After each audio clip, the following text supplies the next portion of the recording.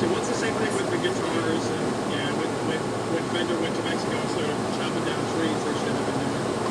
So there's a lot of things. Or maybe I think it was Gibson actually. So taxes, computer taxes. We're going to that piece. Oh, absolutely. That's a fun subject. Back when I was first playing, we talked about this way because I mean, the Democrats tax plan. But we first talked about some of the other words. Some of the think tanks have actually started crunching some numbers on what it actually means for jobs, paychecks, and pensions, financial health, and stuff. So there's still a lot of question marks out there on some items that state the actual changes may be in some areas. But I'll start with a quick rundown on what this all means to you, me, and everyone else that this is supposed to know. And then we'll look at despite how former Vice President Biden's vow to increase taxes on those making $400,000 more isn't actually true. We'll dive into a few more of those details.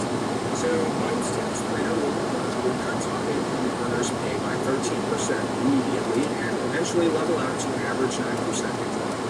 The bottom earners would lose about 0.5% in income immediately and average out to about 1.5% decline in longer terms. The larger hit to the top income earners would happen immediately due to a change in direct taxation, or actually you have more new taxes right off the bat.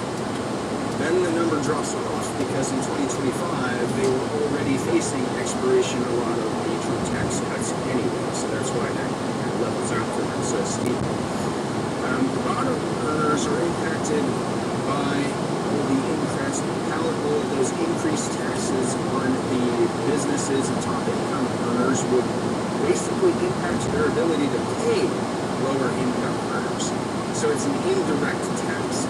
Biden's tax plan is also expected to cut about 585,000 jobs of the lower and middle earning jobs, reduce paychecks by about 1%, and reduce GDP by approximately 1.5%, or 1.25% rather, and reduce expected stock market returns by about 3.25%. But will save the country single-handedly with one fell swoop, right?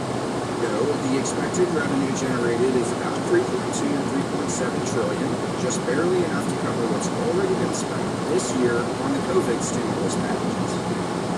So I'll start with a not-so-quick rundown of what we know about the tax plan proposal. Some of these we've already talked about a little bit before, and some have some more information added. So here's a breakdown.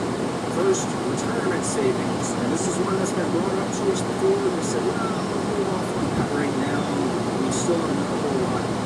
There's still a lot of holes in this one, but it's been talked about a little bit more recently.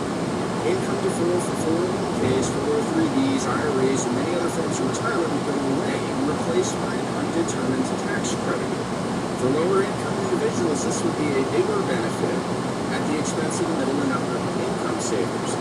The impact depends on exactly what the proposal is, but here's some of the speculation that's been going on out there. Tax credit would be somewhere between about 22 and 24% of every dollar saved up to a capped amount. If those are the numbers, any married couple making less than about $80,000, if the number's 22%, or making less than $171,000 if that number's 24%, or individuals making less than $40,000 if that number's 22, or $85,000 if it's 24, would actually be benefited by that. You'd actually get a bigger tax break for saving for retirement. But anyone above those income levels would be penalized and effectively forced to save less for their retirement. I do want to spend just an extra second on this one, because I do feel that if it was done properly, then I would agree with the premise of turning retirement savings into a credit instead of a deduction. Credits are almost always better than deductions, but it would need to be a dollar-for-dollar credit up to the contribution limits, so everyone is incentivized to save for retirement.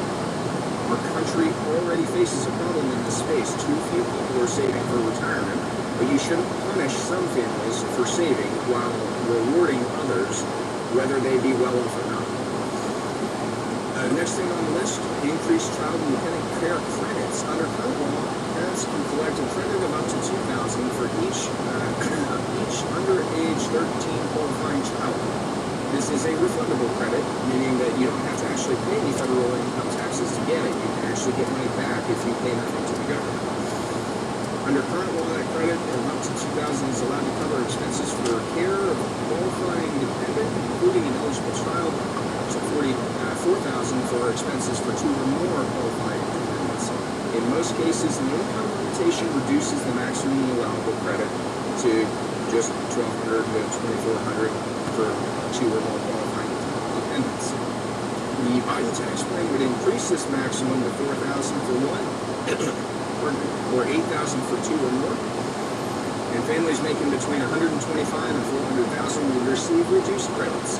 Apparently, the same rules would apply to enhanced credit that we'll talk about later on. We would also establish a new credit for $5,000 for informal caregivers. So if you're not a licensed facility, suddenly you'll have the ability to use them still and get a tax credit. New credits for home buyers and renters. The plan would create a refundable tax credit of up to $15,000 for eligible first-time home buyers, and that credit will be collected when a home is purchased rather than at the tax return filing time. Biden would also establish a new refundable tax credit for low-income renters. The credit would be intended to hold rent and utility payments to 30% of monthly income. So basically, he's trying to subsidize housing. Higher corporate tax rates.